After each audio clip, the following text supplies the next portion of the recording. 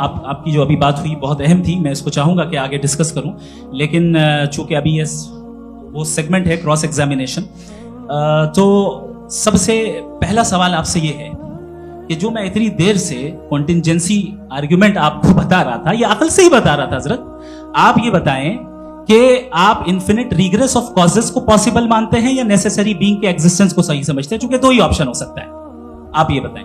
देखिए, आपको मैं ईमानदारी से बात करूं, एक तो मैं कॉन्टिजेंसी वर्ड ठीक से समझता हूं, और इस वक्त भी जो आपने अंग्रेजी के अल्फाज इस्तेमाल किए वो जरा थोड़े से मुझे डिफिकल्ट और कॉम्प्लिकेटेड लगे, तो आप जरा सिंपल जबान में सवाल कर सकते हैं? बिल्कुल कर सकता हूं जी। यूनिवर्स की हर चीज कॉन्टिंजेंट होने का मतलब यह है कि वो अपने एग्जिस्टेंस में किसी के ऊपर डिपेंडेंट है। जो भी चीज डिपेंडेंट होगी वो चीज इंडिपेंडेंट नहीं हो सकती, तो उसका कोई ना कोई कॉज होगा।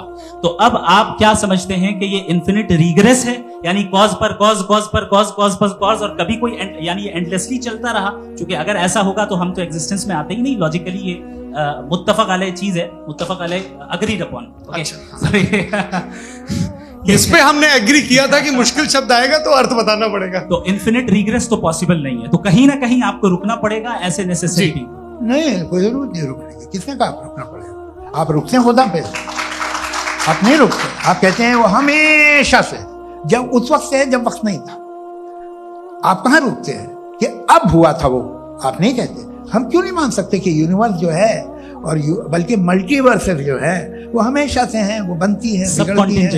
एक हमारे यहाँ एक चीज है ब्लैक होल, वो समेट लेता है वापस, फिर ब्लास्ट होता है, फिर फैल जाता है। और इसमें हमारी तो खैर कोई औकात ही नहीं है इंसान की। एक छोटे से जर्रे पे हम 50-60 साल की उम्र रखते हैं, जो करोड़ों अरबों साल की कायनात उसमें, और पैदा भी निहायत ही बेहुदा वजह से हुए थे। तो इसमें ये सोचना कि इसकी वजूहात और ये क्यों है, ये डिपेंडेंट है, ये हम देख रहे हैं, क्या मालूम। आप सोचिए कि ये जो फैल रही है कायनात, ये कहाँ फैल रही है, ये कहाँ जा रही है, और ये फैल क्यों रही है? अरे बना ली थी तुमने, रुको भैया, काफी है। ये फैल क्यों रही है? ये और कौन सी कायनात जिसे मैं दूरबीन से देखता हूं तो 2 बिलियन लाइट ईयर पे है, उससे मेरा कोई वास्ता ही नहीं है। 2 बिलियन ईयर यानी अगर मैं 80,000 माइल्स पर सेकेंड से चलूं तो 20 करोड़ साल में वहां पहुंच जाऊंगा। इसकी जरूरत क्या थी? ये दुनिया, ये कायनात में इंसान अशरफुल मखलूकात के लिए बनाई गई ना। तो ये सब ये टर्म समझ में नहीं आया, इसमें कोई खास समझने वाली बात थी भी नहीं। ये जो अल्टीमेट कहा यह जाता है कि ये जो पूरी यूनिवर्स है, ये जो दुनिया है, ये इंसान के लिए बनाई गई। अच्छा, ये सब इंसान के लिए। क्यों साहब, सही है ना? बिल्कुल, लेकिन इसका ये मतलब नहीं कि किसी चीज के पीछे रीजन आपको नहीं पता तो रीजन नहीं है, इसे कहते हैं नहीं, मुझे नहीं पता, लेकिन मेरी जिम्मेदारी नहीं। वो बिल्कुल सही कहा था उसने, बर्टन रसल ने। आपने उसे मजाक में टाल दिया कि भाई आप एक दावा कर रहे हैं, मैं क्यों कहूं कि ये गलत है दावा? आप प्रूफ कीजिए, मेरे पे जिम्मेदारी ही नहीं है, मैंने थोड़ी कहा है। आप प्रूफ कीजिए कि ये सही है। आप आर्ग्यूमेंट ऑफ कॉन्टिंजेंसी का जवाब नहीं दे रहे हैं। सवाल पूछना चाहेंगे? आप सवाल पूछना चाहेंगे मुफ्ती साहब से? क्योंकि ये क्रॉस एग्जामिनेशन का दौर है। आप जैसे पहले बोल रहे थे फेथ को लेकर कुछ, मैं ये पूछना चाहूंगा कि खुदा ने जो भी रेवल्यूशन किए हैं, एक मजहब के नहीं बहुत से मजहबों में किए हैं, अलग अलग रेवल्यूशन है। कहीं कुछ एक बातें हैं, कॉन्ट्रडिक्शन भी है आपस में, कहीं कुछ आप कर सकते हैं, कहीं कुछ नहीं कर सकते। ऐसा नहीं है कि सबकी कोड ऑफ मॉरल एक है। तो ये किस्सा क्या है? अब आप ये देखिए कि मुझे कभी कभी लगता है कि जो फुटबॉल फाइनल होता है, लाखों लोग होते हैं, फिर वो टीवी कवर करती, करोड़ों लोग, अगर उसमें खुदा की एक गूंगी आवाज आ जाती, मैं गॉड हूं, तो सारे लोग अभी सुन लेते और टीवी पे भी सुन लेते, किस्सा खत्म होता। ये इतनी राजदारी क्या है कि तुम सामने कुछ तो सबूत दे दो हमें सॉलिड। ये कह साहब ये यूनिवर्स कैसे बनी, इससे मसला क्या हल होगा? मैं पूछूंगा आपसे खुदा कैसे बना? क्यों नहीं पूछूंगा कैसे बना? बल्कि वो तो कायनात से कहीं ज्यादा इंटेलिजेंट है, कायनात से कहीं ज्यादा कॉम्प्लेक्स। जी वो हमेशा से है। आप कहेंगे मैं मान लूंगा। अच्छा, दोयम वो कादिर मुतलक, यानी कादिर मुतलक मतलब ओमनीपोटेंट, वो जो चाहे कर सकता है। आपको नौकरी दिलवा सकता है, आपकी अच्छी जगह शादी करवा सकता है, आपके पड़ोसी का मुकदमा हरवा सकता है, आपको जिता सकता है, सब काम करता है। थोड़ा सा माइक क्लोज। वो इस दुनिया को चला कैसे रहा है, ये दुनिया कैसे चल रही है, आपको इस पे हैरत नहीं होती? या कयामत के बाद कभी एक जस्टिस होगा, जब ये बच्चा मर चुका होगा, जिसकी धज्जियां उड़ गई बम से, इसको इंसाफ मिलेगा तब? अच्छा, अब जवाब दूं? हाँ दीजिए। मैं वही इसीलिए आप ही तो सबसे पहले आपने रेवलेशन और स्क्रिप्चर्स की बात की, इस पे मैं बात कर सकता हूं लेकिन आज नहीं करूंगा चूंकि वक्त कम है, कभी और इस पे डिस्कस करेंगे। मैं तैयार हूं उस पे भी बात करने के लिए। ये क्योंकि अभी हमारा से topic- राउंड 2 की भूमिका तय हो रही है। Does God exist round 2? जी चूंकि आज गॉड के एग्जिस्टेंस पे बात है तो मैं उसी के रिलेटेड जो है आपके सवालात को एंटरटेन भी करूंगा और मैं भी पूछूंगा।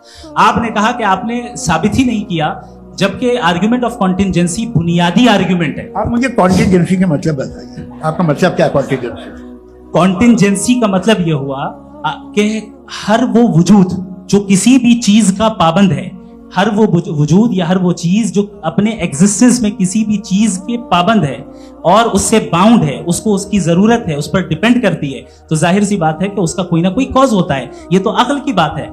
ये आप रीजनिंग की बात करते हैं, मैं वही कर रहा हूं। दूसरी चीज, आपने ये बात कही कि इतने बिलियन लाइट ईयर्स दूर है, उसका मेरा क्या लेना देना। फिर मेरे ख्याल से आपको ये नहीं कहना चाहिए I think therefore I am an atheist. आपको सोचना चाहिए, सिर्फ आप एक लिमिटेड दायरे में रहकर नहीं सोचें बल्कि बाहर निकलकर सोचें। आपने तीसरा सवाल किया, आपने 2-3 सवाल एक साथ। ऐसी बातें ना कीजिए, कुछ लोगों को इतराज हो जाएगा आप पे कि आप कुछ भी सोचिए, ये इजाजत आपको है नहीं, मुझे है।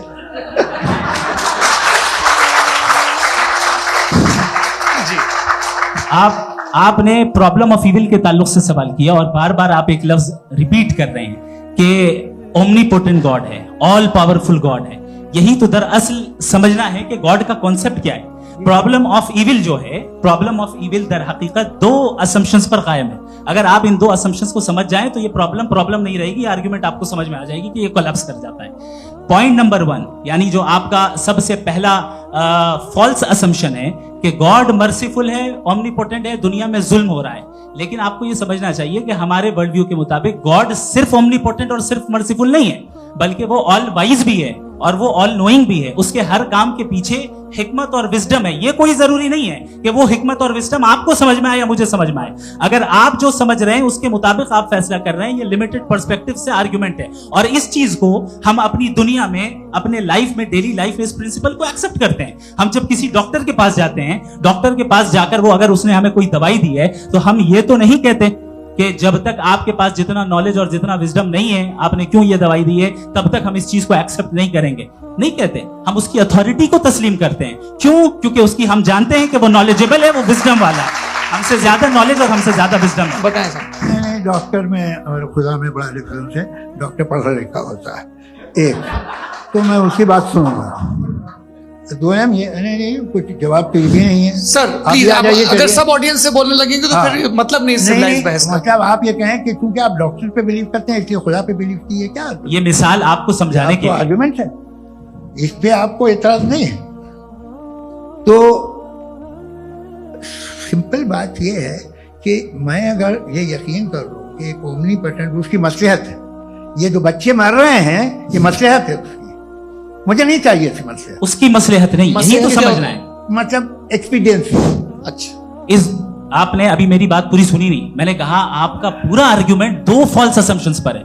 एक फॉल्स असम्पशन मैंने बता दिया, दूसरा फॉल्स असम्पशन ये है कि इस दुनिया में इविल के होने का कोई गुड रीजन नहीं है, जबकि हमारे पास बाज रीजंस मौजूद हैं, हमारे पास बाज वजूहात मौजूद हैं। अगर इस दुनिया में इविल ना हो तो आप गुड को डिफाइन कैसे करेंगे? अगर जुल्म ना हो आप इंसाफ को समझेंगे कैसे? अगर तारीकी ना हो तो आप लाइट को समझेंगे कैसे? बहुत अच्छे। अभी और सुन लें, अभी और बाकी है। ये तो बात बहुत पसंद आई साहब मुझे कि जब तक रेप ना हो तब तक औरतों की इज्जत का ख्याल आपने मेरा जवाब पूरा सुना ही नहीं। जब तक के बच्चों का कत्ल ना किया जाए तब तक आपको बच्चों की मासूमियत की इज्जत। आपने पूरा जवाब सुना ही नहीं। क्या बात, क्या आपने नुक्ता निकाला? आपने पूरा जवाब सुना ही नहीं। आप सुन लें, मेरी बात सुन लें। ये मैंने आपको एक चीज बताई। दूसरी चीज, इस दुनिया में हम आए हैं टेस्ट के लिए, हमारा टेस्ट हो रहा है और हर इंसान का अलग अलग अंदाज में टेस्ट होता है। और इस दुनिया में अगर इविल मौजूद है तो वो इविल जरिया है हमारे अंदर ह्यूमन नोबल क्वालिटीज को डेवलप करने का और अलग अलग फील्ड में प्रोग्रेस करने का। और अगर हमारे अंदर और इस दुनिया में इविल नहीं होता तो बताइए टेस्ट का मतलब क्या होता? अगर मैं अपने स्टूडेंट को एमसीक्यूज दूं और उसमें सिर्फ राइट आंसर लिख कर दे दूं और कहूं तुम्हारा टेस्ट हो गया, ये मीनिंगलेस है। इस दुनिया में अगर हम टेस्ट के लिए आए हैं तो जाहिर है गुड एंड इविल दोनों मौजूद है। तो अगर गुड एंड इविल दोनों मौजूद है तो ये इविल भी खुदा का बनाया हुआ है। जी हाँ, खुदा का बनाया हुआ है, लेकिन अच्छा चलो अच्छी बात। जी बिल्कुल, तो बिल्कुल खुदा ने बनाया। अभी तो ये है कि जो मेजॉरिटी है दुनिया में वो इविल है, तो ये खुदा एक्चुअली इविल के साइड पे लग रहा है मुझे। बिल्कुल भी नहीं, मैं बता रहा हूं। मेजॉरिटी में तो वो है।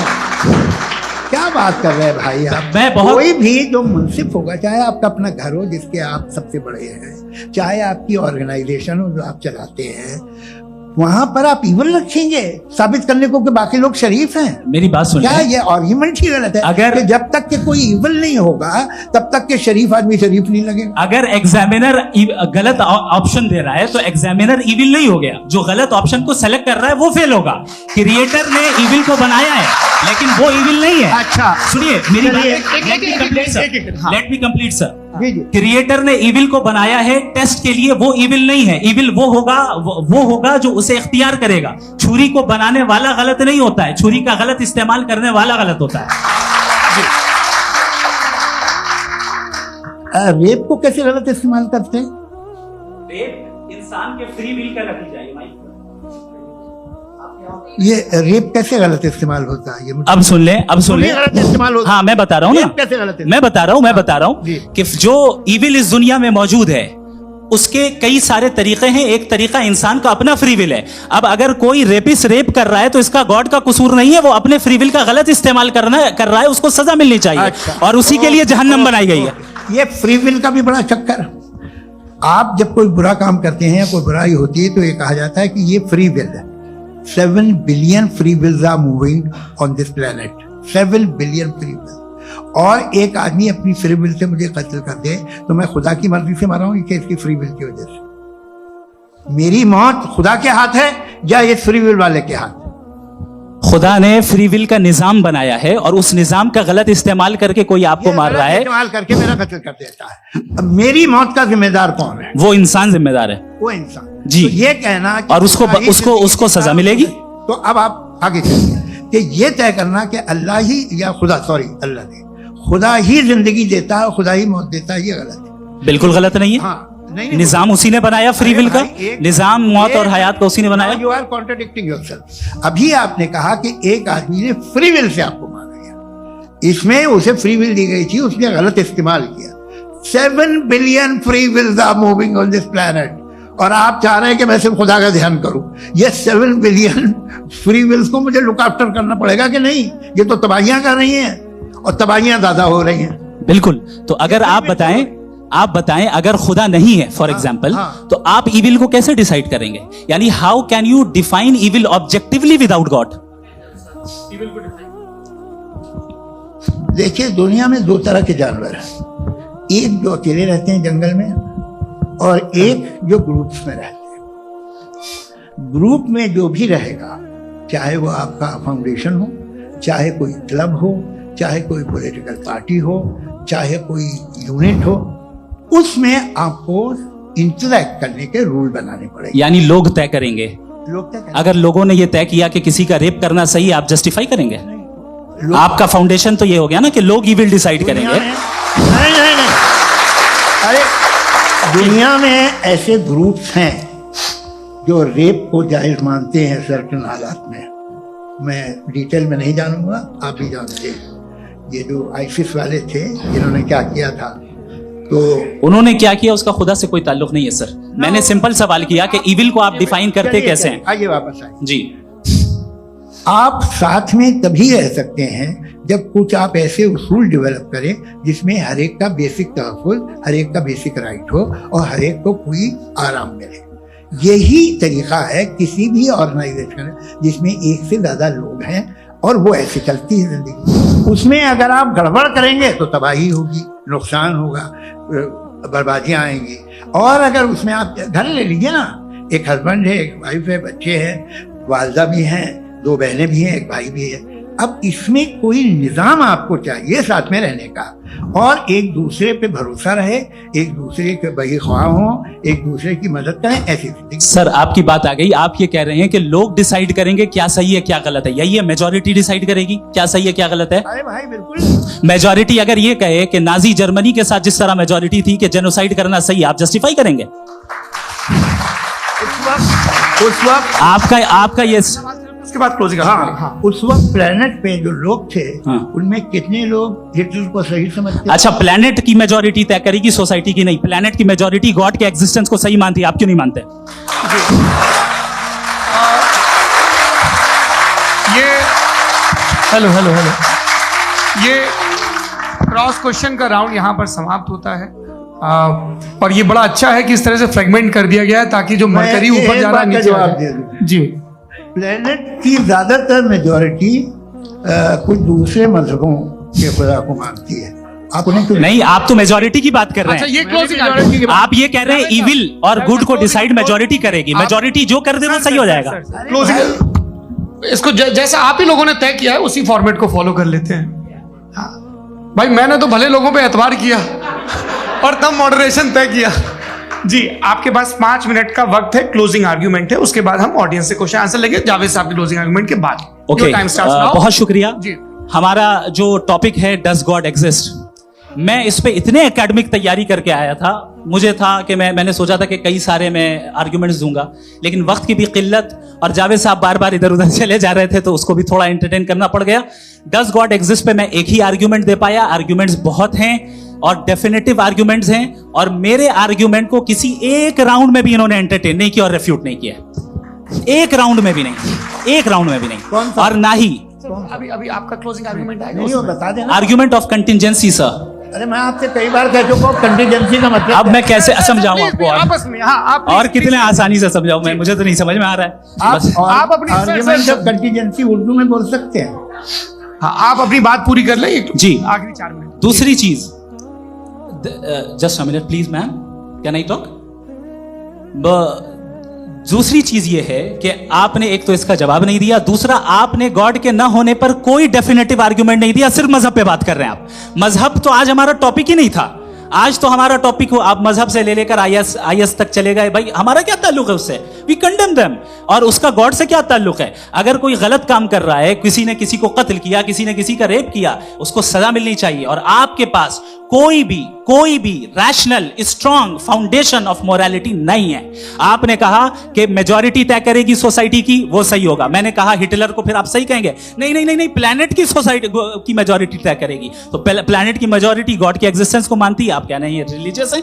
तो यानी आपके पास कोई स्ट्रॉन्ग फाउंडेशन नहीं है ऑब्जेक्टिव मोरालिटी का। ऑब्जेक्टिव मोरालिटी का अगर कोई फाउंडेशन है तो वो सिर्फ गॉड है, गॉड है, गॉड है। थैंक यू जी। ये मुफ्ती शमाइल नदवी साहब का क्लोजिंग आर्ग्यूमेंट था। अब हमारे पास जी ये बड़ा अच्छा है कि दोनों लोगों को मॉडरेटर से शिकायत भी और बोल रहे भाई हमारी शाबाशी भी तो करते चलो। अब मेरी बात जी, आपके पास जावेद अख्तर साहब 5 मिनट का वक्त है, ये आपका क्लोजिंग आर्ग्यूमेंट है, टाइम रीसेट कर दें। जी देखिए, बहुत सारी बातें हैं। गॉड का डेफिनेशन दुनिया के किसी भी रिलीजन में है कि वो इम्पोर्टेंट है, वो प्रेजेंट है, he is just, he is kind, he loves you and so on. मैं जब दुनिया देखता हूँ तो मुझे कोई ऐसा सुप्रीम पावर यहाँ दिखाई नहीं देती है जो इंसान की बहबूदी के लिए कुछ कर रही हो, कमजोर को बचा रही हो, मदद कर रही हो, जालिम को पीछे हटा रही हो। मैं नहीं देखा, तारीख में नहीं। एक तो अगर है और ये देख रहा है तमाशा, तो उसका होना न होना बराबर है। दोयम ये कि ये जो है, जब आप ये कहते हैं कि कायनात जिसकी कंटीजेंसी है, मैं देखिए वो लफ्ज इस्तेमाल किया मैंने, तो ये कैसे हो सकती है भाई? और फौरन आप सरेंडर कर देते हैं कि जाहिर है कि इसका बनाने वाला तो इससे 10,000 गुना ज्यादा कॉम्प्लिकेटेड होगा, उस पर आपके होने पे कोई इतराज नहीं है। उसे वो टाइमलेस है, वो पहले से था, टाइम तो बहुत बाद में आया। ये सब आप मानने को तैयार है जिसका आपके पास कोई सबूत नहीं, आपके पास कोई रीजन नहीं है। आपकी तारीफ क्या है मजहबों की? बिलीफ की, जो खुदाओं का बिलीफ है, ये कॉन्स्टेंटली गलत साबित होता रहा है। मतलब आप कहें कि अरिस्टोटल के जमाने में तो सब जाहिल थे, वो भी इतने ही यकीन से खुदा पे यकीन रखते थे, जो अब नहीं रहा। ये भी नहीं रहेगा, आप लिख लीजिए। और इसके आसार आपको दुनिया में दिखाई देना शुरू हो चुके हैं। ये बहस क्या आज से 100 साल पहले इस तरह हो सकती थी? यहाँ तक तो आपको हम ले आए हैं। तो सर अरे इनको मदद की जरूरत नहीं भाई, ये सेल्फ सफिशिएंट आदमी है, आप क्यों इनकी मदद कर रहे हैं? Sir please. तो ये जो है तमाम बातें अपनी जगह है। ये एक पैकेज है। आप अकेले, कोई आदमी ऐसा नहीं जो सिर्फ गॉड को मानता, उसके साथ बहुत पैराफर्नेलिया आता है, अलग अलग पैराफर्नेलिया आते हैं। They have always created chaos in the society. मैं तो आपको सीधा ऑफर देता हूँ कि दुनिया में 10 इंपॉर्टेंट बिलीव्स है। आप 1 मानते हैं, 9 नहीं मानते, 9 में आप एथीस्ट हैं, 9 को आप बिल्कुल रीजनेबली मेरी तरह देखते हैं। तो 90 मजहबी आदमी भी 90% एथीस्ट है, वो दूसरे खुदा नहीं मानता, एक खुदा मानता है अपना वाला, बाकियों को कहता है गलत है। अगर आप मानना ही बंद कर दे तो आपका 10% चांस है कि आप सही हैं और 90% चांस है कि आप गलत हैं। मेरा मशवरा है, आप मानना छोड़ दिए तो 50% चांस होगा कि आप सही हैं और 50% चांस होगा, 40% आप गेन करेंगे बाय बिकम एन एथीस्ट।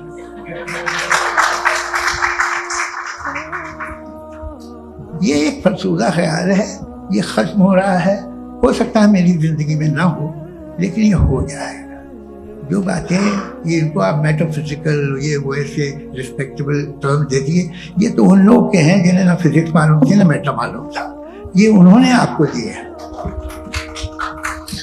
जी बहुत शुक्रिया आप दोनों लोगों का। और अब इस बातचीत का आखिरी राउंड शुरू होगा, डज गॉड एग्जिस्ट की ये बहस मुफ्ती शमाइल नदवी और जावेद अख्तर साहब के बीच। आप लोग अपने अपने हाथ ऊपर करेंगे, मैं यहाँ से तय करूंगा। और माइक हमारे पास है क्या? एक ही माइक है ऑडियंस के लिए? 2 माइक है, एक इस तरफ एक इस तरफ, ठीक है। तो जी सबसे पहले हमारी सहयोगी है मारिया शकील जी, पूछिए सवाल। थोड़ा सा रुकेंगे ताकि कैमरे का फ्रेम आप पर आ जाए, आपकी तो प्रैक्टिस है टीवी की। जी नदवी साहब, मैं खुदा को मानती हूँ, पहले मैं इसी प्रमाइस से शुरू कर रही हूँ और ये बता रही हूँ मैं मानती हूँ, लेकिन कुछ सवाल है जावेद साहब ने उठाया, उसका जवाब आपको देना चाहिए। पहला सवाल ये कि गजा में सालों से छोटे बच्चे मर रहे हैं, वो उनको अगर खुदा मर्सीफुल है, हम मानते हैं कि अल्लाह ताला में बहुत ताकत है, तो वो बच्चे क्यों मर रहे हैं? दूसरी बात ये कि अगर कंटिजेंसी की जो आप बात करते हैं, पूरे मुस्लिम ममालिक मिल करके भी उन गजा के बच्चों को क्यों नहीं बचा पा रहे हैं? क्योंकि अगर वो चाहते, क्योंकि अल्लाह ताला उन पर हुकूमत करते हैं, सब पर हुकूमत करते हैं, तो वो उनको क्यों नहीं बचा? जी थैंक यू वेरी मच।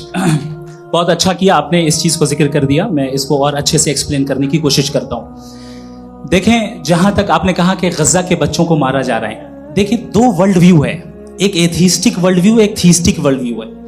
बच्चे मर रहे हैं दोनों वर्ल्ड व्यू में, लेकिन हमारा वर्ल्ड व्यू कह रहा है कि रिकॉम्पेंस है, ये कह रहे हैं कि उनका मरना बेकार जाने वाला है, कोई उसका रिकॉम्पेंस नहीं है, चूंकि इनके यहां आखिरत और अल्लाह का कोई तसव्वुर या गॉड का कोई तसव्वुर नहीं है। आपने ये सवाल किया कि गॉड मर्सीफुल है, क्यों नहीं रोकता? ये मैंने बताया कि ये मिसकंसेप्शन है लोगों के दरमियान कि गॉड को सिर्फ मर्सीफुल और ओमनीपोटेंट समझते हैं। गॉड के सिर्फ यही 2 एट्रीब्यूट्स नहीं है, गॉड के कई सारे एट्रीब्यूट्स हैं, उनमें से अल हकीम भी है, उनमें से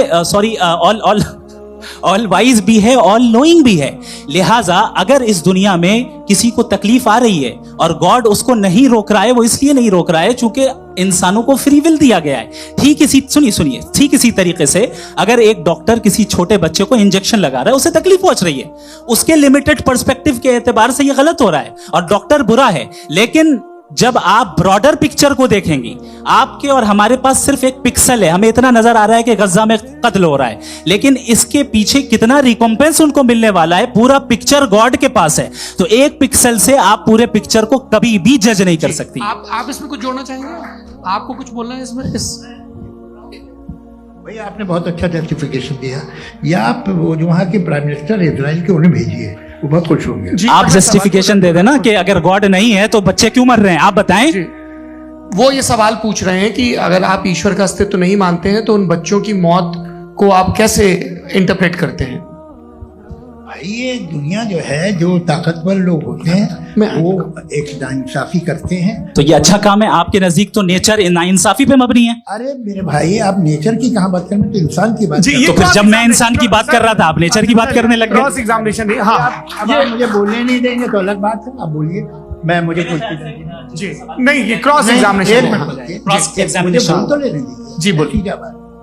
बात ये है कि ह्यूमन सोसाइटी तभी साथ में रह सकती है जब वो मोहब्बत से, एकता से, एक दूसरे के एहतराम करके रहे। इसके अलावा पॉसिबल नहीं है, अकेले तो इंसान रह नहीं सकता। वहां पर कुछ लोग हैं जो फाउल करते हैं। वो फाउल हम हमेशा से तारीख में होता आया है। आज ये हो रहा है, जो हो रहा है बहुत बुरा हो रहा है, बहुत जालिमाना है, बहुत जाबराना है। उसको आप कहें कि ये बच्चों को कॉम्पनसेशन मिल जाएगा या इसकी मसले इंजेक्शन है, इंजेक्शन तो हेल्थ के लिए दिया जाता है। आप ये कह रहे हैं कि ये बच्चों की जो धज्जियां उड़ रही हैं ये इंजेक्शन है, ये विटामिन टेस्ट है, ये टेस्ट है और उस टेस्ट में उनको ऐसा रिकॉम्पेंस मिलेगा जो आपके तस्वुर के बाहर है। ये आप 3 बरस के बच्चे को बारूद से उड़ा के टेस्ट ले रहे हैं। वाह, वो नहीं ले रहा है, खुदा नहीं उड़ा रहा है, इजराइल उड़ा रहा है। जी, ये तो उसको कंडेम अगला सवाल लेते हैं। अगला सवाल लेते हैं प्रोफेसर पुरुषोत्तम अग्रवाल। मुफ्ती साहब, एक निवेदन आपसे है कि कम से कम थोड़ा सा माइक क्लोजर। एक रिलीजियस और फिलोसफिकल कर मैम प्लीज। एक रिलीजियस और फिलोसफिकल ट्रेडिशन है जो ब्रह्मांड को यानी यूनिवर्स को ही अंतिम मानती है। सर्वम खलु इदम ब्रह्मम, this is Chandogya Upanishad, and it completely rules out the existence और नेसेसिटी, आपके शब्दों में necessity of a creator. The creation itself is the creator. तो एक मिनट प्लीज। दूसरा जो सवाल आपने अभी, जो आप बार बार कह रहे हैं कि भगवान विद्वान भी है, वाइज, सब जानने वाला, तो अगर विजडम में दुनिया भर के पापों और अत्याचारों को बर्दाश्त करना शामिल है, तो फिर इसका मतलब यह हुआ कि अगर मैं फ्री विल से उसको अपोज करता हूं तो ईश्वर की विजडम और मेरी फ्री विल में कॉन्ट्राडिक्शन है। Because when I am opposing whatever is happening in Gaza, then I am opposing the God's will or God's wisdom. जवाब लेते हैं। क्योंकि तो गॉड की विजडम, एक मिनट सर प्लीज सर, ये एक जुमला, गॉड की विजडम है कि गाजा में जो कुछ हो रहा है वो हो रहा है, मैं उसको अपोज कर रहा हूं, तो मैं गॉड की विजडम के खिलाफ जा रहा हूं। एक सवाल। दूसरा ये नहीं, आपने 2 ऑलरेडी। सर आप और सवाल कर लें, लेकिन मुझे 2 जवाब दे। पहले आपने ये कहा, सुनिए मेरी बात सुनिए। के मुताबिक तुम्हारा ठीक हो रहा है ना? नहीं हो रहा है, ठीक नहीं हो रहा है, मैं बता रहा हूँ क्या हो रहा है। आप तशरीफ रखें, मैं बता रहा हूँ क्या हो रहा है। Let me complete please. एक सेकंड गाइस, एक सेकंड। ये देखिए, ऐसा है कि ये सब बड़ा आपस में विचार विमर्श के बाद ये तय हुआ था कि कुछ नियम बना लिए जाएं ताकि एक टाइम बाउंड बातचीत चले। और भाई साहब, आप बड़ा जरूरी काम कर रहे हैं लेकिन कैमरे के फ्रेम में आके उस काम को गड़बड़ कर दे रहे हैं। ठीक है गुरु, अब मेरे को कहीं का गुस्सा कहीं निकालना था, सॉरी। नहीं, कोई गुस्सा नहीं है जी। तो प्रोफेसर ने सवाल पूछे, आप उनके जवाब, और थोड़ा ये सब लोग थोड़ा ख्याल रखें भाई, सवाल संक्षिप्त रखें जी। आपने 2 सवाल किया। सबसे पहला ये कहा कि हमारे पास ये कॉन्सेप्ट है कि ये यूनिवर्स खुद नेसेसरी बीइंग है, creation itself is the creator. How irrational is this कि मैं एग्जिस्ट करूंगा बाद में, लेकिन अभी एग्जिस्ट कर भी रहा हूं, यानी एक ही टाइम में एग्जिस्ट भी कर रहे हैं, नहीं भी कर रहे हैं। This is not true.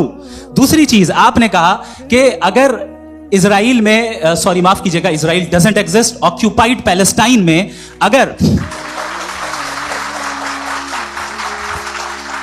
अगर ऑक्यूपाइड पैलेस्टाइन में बच्चों को मारा जा रहा है फ्री विल की वजह से और गॉड नहीं रोक रहा, ये कॉन्ट्रडिक्शन है। ये बताइए कि एक एग्जाम में एक बच्चा गलत आंसर लिख रहा है, सुनिए, एग्जामिनर चाहे तो रोक सकता है, क्यों नहीं रोक रहा है? ये कॉन्ट्रडिक्शन है, ये कॉन्ट्रडिक्शन नहीं है। माइक नहीं सर, ये आपस में जी, ये क्या आपका सवाल?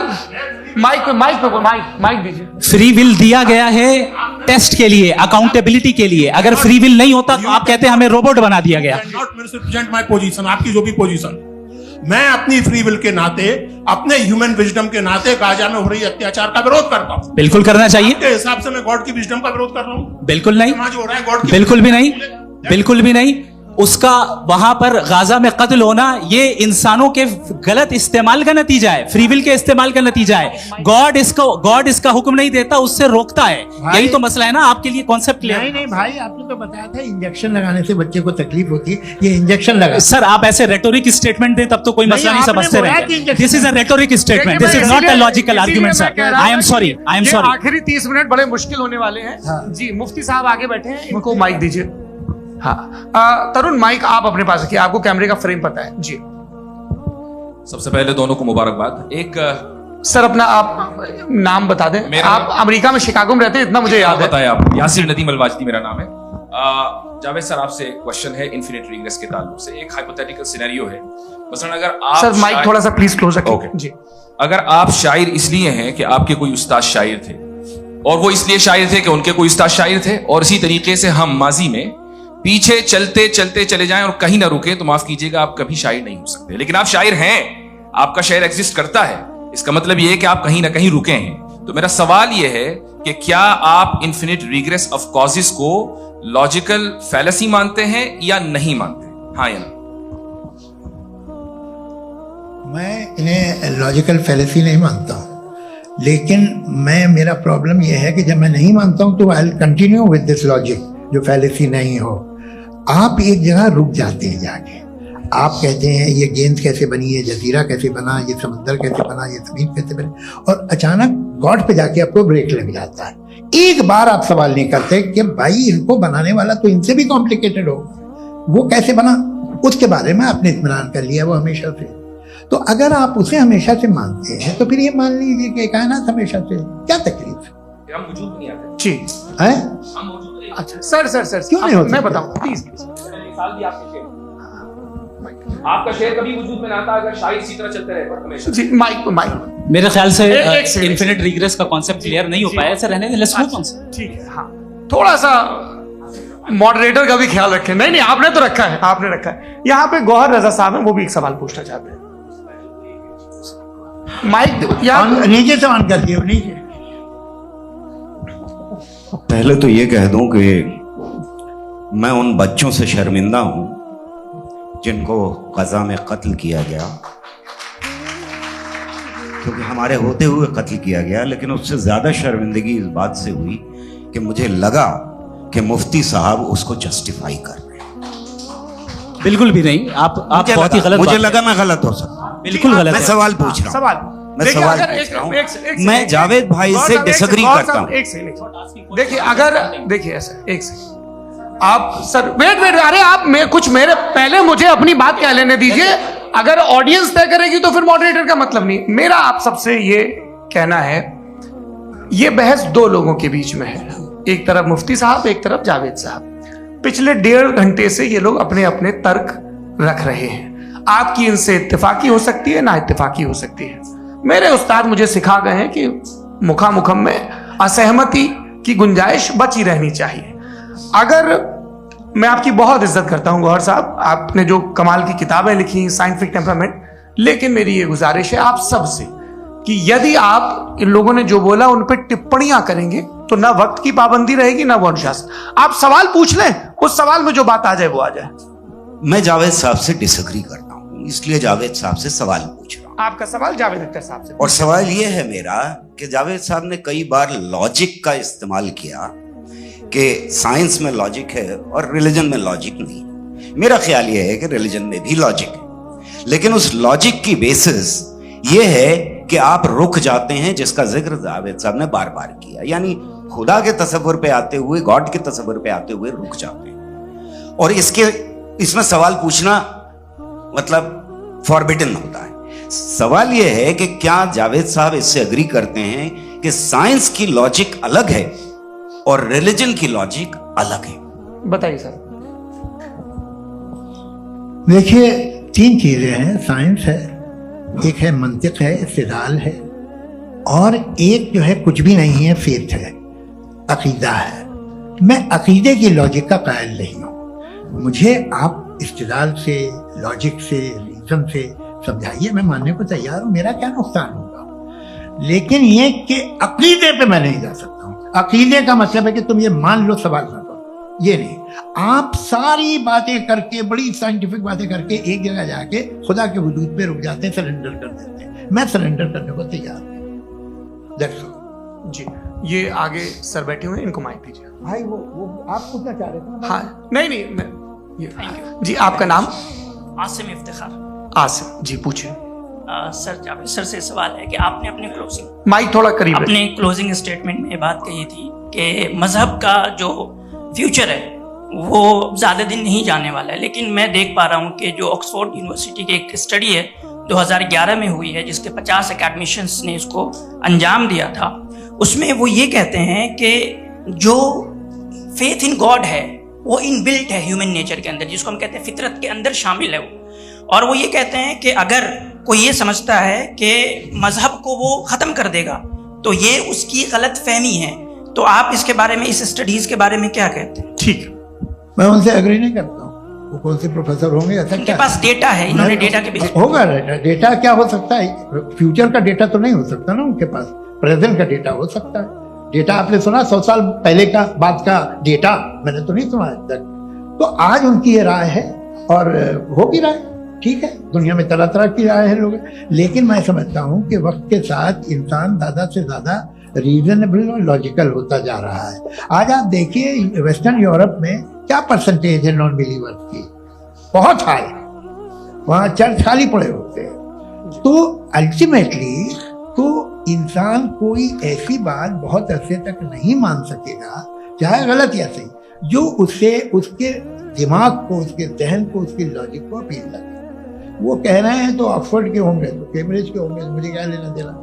उनका डेटा मुस्तकबिल का नहीं हो सकता है। जी। दीपक, हाँ पूछिए। मैं आऊंगा, अभी पीछे की साइड भी आऊंगा, माइक वहीं भेजूंगा 2-3 साल के लिए। जी जावेद साहब, आपसे सवाल है। नमस्ते। अरे भाई सर, अगर आप ही लोग को तय करना है तो फिर 200 लोग तय कर लेंगे। ये एक साथ पूछ नहीं रहे सर, हैं। Please don't do this sir. Sir, everybody has a right sir, but we can only take selected questions. No sir, अरे ये भाई, यंग लोग भी हैं तो इनकी ये अब उतने सुनिए। यंग, भाई आप यंग हैं कि नहीं हैं? एक मिनट, वो कह रहे हैं वो भी यंग हैं पूछ रहे हैं ना साहब। भाई। आप उनकी नौजवानी पर दावा उनको ही करने थे। हाँ मुफ्ती साहब, आप यंग, हाँ पूछिए। अरे भैया, सर, मेरा सवाल ये है। कुछ इनसे भी तो पूछो। जी हाँ। नहीं, बस आपसे एक सवाल है। जैसे थीस्टों के पास, अपने जो ईश्वर को मानते हैं, उनके पास अपने सोशल गेट टुगेदर्स हैं। 5 रोजा क्रिसमस आने वाला है, होली है, दिवाली है, ईद है। एथिस्ट क्या ऑफर कर रहे हैं? मतलब मैं इनकी दुकान से बुर में आना चाहता हूं उस तरफ, पर मैं अट्रैक्ट नहीं हो पा रहा हूं। मैं सोशल गेट टुगेदर्स क्या है आपके पास? वो ये कह रहे हैं कि जो धार्मिक लोग हैं, अलग अलग धर्म के लोग, उनके उत्सव त्योहार, कॉन्ग्रेगेशन बहुत हैं। अब आपको मैं एक सुनाता हूँ, यहाँ हिस्टोरियन भी बैठे हैं। मजदूरा जी, आप बताइएगा सही है क्या? ये एक कॉन्स्टेंटाइन, एक ग्रीक रोमन बादशाह था, जो क्रिश्चियनिटी आने के 400 साल बाद उसने डिसाइड किया कि मैं क्रिश्चियन हो जाऊंगा, मेरी पूरी स्टेट कैंसिल हो जाएगी। उस जमाने में ऐसे ही होता था, राजा जो धर्म इख्तियार करता था वो जनता भी कर लेती थी, इसलिए कि वो हो गया था बैंकरप्ट। और उसे जो मेडिटेरियन कोस्ट के रिच क्रिश्चियन वो थे मर्चेंट, उससे पैसा चाहिए था। तो उसने कहा यार क्रिश्चियन हो जाओ। तो उसने अपने वजीर से कहा कि भाई ये हिस्ट्री है कि अब हम लोग क्रिश्चियन हो जाते हैं। पहले सर हो जाएंगे, कोई प्रॉब्लम नहीं है, लेकिन एक प्रॉब्लम ये है कि 17 दिसंबर से 25 दिसंबर तक जो पेगन फेस्टिवल होता, जो पेगन फेस्टिवल होता है वो बंद हो जाएगा, इसलिए कि हम क्रिश्चियन हो गए तो होगा नहीं। तो वो बच्चों को बहुत बुरा लगेगा, पब्लिक को बहुत इंजॉय करते हैं, खासतौर से 25 को मेन डे। उसने कहा ये तो सही कह रहे हो, ये जीसस क्राइस्ट की पैदाइश कब थी? पहले साहब वो अप्रैल में थी, नहीं कट करो, वो 25 दिसंबर को। ये हकीकत है जी। और 400 साल बाद क्रिश्चियनिटी के अप्रैल से दिसंबर ले आए, और इसलिए कि यहाँ पेगन फेस्टिवल होता था। अब मनाते हैं आप। ये जो सारे फेस्टिवल हैं ये रिलीजन थे। हर एक को एक इंटरटेनमेंट डिपार्टमेंट चाहिए होता है अपनी कंपनी चलाने के लिए। तो ये रिलीजन ने, ये सेकुलर त्योहार थे जिन्हें रिलीजन्स ने ले लिया है। ये मौसम के थे, फसलों के थे, किसानों के थे, उसको आपने लेके रिलीजियस रंग दे दिया। ये कोई रिलीजन से थोड़ी आए हैं आप। अच्छा हमें देखिए, हम तो मुल्द हैं, हम ईद मनाते हैं, हम दिवाली मनाते हैं, हम होली मनाते हैं, हम क्रिसमस मनाते हैं। बम्बई की फिल्म इंडस्ट्री की सबसे बड़ी होली हमारे घर, सबसे बड़ी ईद हमारे घर। वो हमारे सोशल वो है, है, हमारे हेरिटेज है। ऐसा थोड़ी है कि we will throw the baby along with the water. ये तो अच्छी चीज है, इन्हें रखो, तो बेकार है फेंक दो। जी हाँ हेलो जी, मेरा सवाल नादवी जी से है। जैसा कि आपने बोला कि गॉड टाइम के भी परे है और गॉड इतनी कॉम्प्लेक्स चीज है कि उसे ह्यूमन माइंड समझ नहीं सकता, और गॉड ने अर्थ पे फ्री विल भी दे दी है, तो आप अपना वक्त जाया क्यों कर रहे हैं गॉड के बारे में बात करके? अपन को तो बात करनी चाहिए कि सोसाइटी को बेहतर कैसे करें। जी मैं गॉड वही बताता है सोसाइटी को कैसे बेहतर करे। अभी मैं आपका जवाब देता हूं। आपने कहा कि टाइम पे वो एग्जिस्ट नहीं करता, कि जैसा आपने बोला कि गॉड बहुत ही कॉम्प्लेक्स चीज है। मैंने और कहा ही नहीं कि कॉम्प्लेक्स है, तो आपके अल्फाज हैं। कॉम्प्लेक्स का लफ्ज गॉड के लिए सुइटेबल नहीं है। क्यों? क्योंकि कॉम्प्लेक्स वो चीजें होती हैं जो ऑब्जेक्ट हो। God is not an object जिसको आप इंस्ट्रूमेंट के जरिए लेबोरेटरी में जाके टेस्ट करें, oh it's very complex. No, वो कोई कार का इंजन नहीं है। मेरा वो सवाल फिलोसॉफिकली नेसेसरी बीइंग ऐसी बीइंग है जो सिंपल बीइंग है। हाँ, आप उसको मुकम्मल तौर पे उसकी तमाम हिकमतों को जान ले और हर चीज को जान ले, ये पॉसिबल नहीं है, क्योंकि वो ऑल वाइज है, आप ऑल वाइज नहीं है, और वो खुदा है, वो आपको सारी चीजें बता दे, ये जरूरी नहीं। मेरा सवाल ये नहीं था, मेरा सवाल ये था कि जब गॉड इतना परे है इस दुनिया से कि उसने अर्थ पे फ्री विल भी दी है, हम सब ह्यूमंस की फ्री विल है, और जो सोसाइटी में हो रहा है वो अपन लोग डिसाइड करेंगे, तो अपन लोग डिसाइड नहीं करेंगे ना, अपन लोग डिसाइड नहीं करेंगे। गॉड जो है, गॉड ने वो उसकी जात, उसकी एग्जिस्टेंस टाइम एंड स्पेस से परे है, लेकिन वो हमारा टेस्ट ले रहा है और उसी गॉड ने हमें बताया कि तुम्हें क्या करना है क्या नहीं करना है, तो जाहिर उस गॉड की बात सुनेंगे ना हम। वो पीछे एक चश्मा लगाए जो मैम खड़ी हैं, उनको दीजिए। हाँ आप जी जी बिल्कुल आएंगे। देखिए मैं कोशिश कर रहा हूँ सब तरफ जाने की। हाँ उनको दीजिए माइक जी। हेलो सर, मैं ओमनी प्रेजेंट नहीं हूँ, टाइम पाबंद हूँ, और जहां तक कोशिश कर सकता हूँ करूंगा। जी अपना नाम बताइए। मेरा नाम उर्सुला है, मैं दिल्ली यूनिवर्सिटी की एक स्टूडेंट हूँ और मैं स्टूडेंट फेडरेशन ऑफ इंडिया से हूँ। मेरा सवाल मुफ्ती जी से है कि इस हॉल के इस कमरे में बैठ के हम लोग रेप की मोरालिटी के बारे में फिलोसफिकली बात तो कर सकते हैं, बट असलियत ये है कि रोजमर्रा की जिंदगी में औरतें रेप के थ्रू गुजरती हैं, और हम लोग सिर्फ नंबर्स पे इस तरह नहीं देख सकते, क्योंकि कितनी औरतें हैं इन कंट्रीज में जहां पे आप बता रहे हैं कि केसेस कम हैं, जिनका एक्सेस है कि वो जाके केस फाइल कर सकें। कितनी औरतें हैं जो जिनको काम करने की आजादी है उन कंट्रीज में। यूरोप में ये आजादी आ गई, यूरोप में ये रूल्स आ गए, तो हम आज उसके बारे में बात कर पा रहे हैं। जी जवाब। आपने ये कहा कि कमरे में बंद होकर हम लोग इस पर फिलोसफिकली बात कर सकते हैं, लेकिन हकीकत में क्या हो रहा है, वो ग्राउंड लेवल पे क्या हो रहा है, जो बहुत गलत हो रहा है, और वो सफर कर रही हैं। आई एग्री, बहुत गलत हो रहा है, और जो गलत हो रहा है उसको हमें रोकना है। और क्यों रोकना है, वो गलत क्यों है? हमारे पास इसका ऑब्जेक्टिव फाउंडेशन है, इनके पास उसका ऑब्जेक्टिव फाउंडेशन नहीं है। मैं ये कहना चाह रहा हूं कि जहां पे भी जुल्म हो रहा है, जहां पे भी औरत पे जुल्म हो रहा है, या उसकी इज्जत लूटी जा रही है, या उसे तकलीफ पहुंचाई जा रही है, और सिर्फ औरत नहीं, किसी इंसान के ऊपर भी जुल्म हो रहा है, तो उसके खिलाफ खड़ा होना, ये मोरालिटी हमारे पास गॉड के पास से आई है। वरना जावेद साहब तो कह रहे हैं कि जो है मेजॉरिटी डिसाइड करेगी, तो मेजॉरिटी तो कभी भी बदल सकती है। क्या आप ये थोड़ी सी आपको गलतफहमी है। मैं अगर मेरे जुमले से ये मतलब निकला या मैंने कहा, तो ये जुमला मैं वापस लेता हूँ, ये मेरा मतलब ही नहीं था कि मेजॉरिटी डिसाइड करेगी। मेजॉरिटी डिसाइड करे तो दुनिया में बड़ी, वैसे आपने कहा था ये जुमला, अच्छा हो सकता है, मैं मान रहा हूँ, बाद में रिकैप कर लेंगे। अरे एक सेकंड, मैं अपनी एक्सप्लेनेशन। मुनासिब बात यह है कि हम सब के सब दिल में जानते हैं कि क्या अच्छा है क्या बुरा है, हमें पता है अच्छी तरह। जो लोग बुरे काम करते हैं उन्हें भी मालूम अच्छा क्या। यही तो सवाल था हजरत, कि फिर ये मोरालिटी आई कहां से? Cross examination. हाँ जी हाँ। मोरालिटी साथ रहने की डिजायर से आई, यानी साथ रहकर जो कुछ कह दे, जो कुछ कर दे, वो हो जाएगा? नहीं नहीं, तो आप कायदे से रही कर सकते हैं जब तक लोगों में मोरालिटी हो, वरना आप क्यास हो जाएगा। ये आपको कैसे पता? जी हमने देखा ना, जहाँ मोरालिटी का क्यास हो गया, हम देखते हैं। कहाँ पे देख भाई? दुनिया में। आप जो कह रहे हैं, आप कहीं पे अगर गलत हो रहा है, इस बहस तो के उसको बाद आप मैं आप गलत लोगों देखिए। को सर मुफ्ती साहब, आप एपिस्टेमोलॉजी की बात कर रहे हैं, मैं ऑन्टोलॉजी की बात कर रहा हूँ। मैं इस बहस फाउंडेशन के बाद क्या आप है? दोनों लोगों को चाय पे होस्ट करूंगा, वहां पे क्रॉस एग्जामिनेशन कर लीजिए। अभी ऑडियंस का हक मार रहे हैं आप लोग भाई, सर जस्ट लोग हैं आप लोग। और ये भाई ये हाँ उधर आएंगे, उधर इनको आएंगे। जी सर आएंगे। अच्छा सर मेरा नाम लईकुर रहमान है और मैं अलीगढ़ मुस्लिम यूनिवर्सिटी का स्टूडेंट हूँ और जहाँ तक मुझे पता है कि sir you are also product of Aligarh Muslim University. मैं भी उसी चमन का बुलबुल। हाँ सर, तो बहुत खुशी हुई मुझे जान करके कि मैं आपसे मिलूंगा। सवाल सर मेरा सवाल यह है, सर सैयद अलैहि रहमा का नजरिया यह था कि खुदा के वजूद को अकल के दायरे में रह करके तलाश करना, न कि पूरी तौर से उसका इनकार कर देना। Sir how will you define it? नहीं तो ये तो आप इन्हें बताइए। ये सर, सवाल है आपसे कि खुदा का वजूद साबित कर रहे हैं।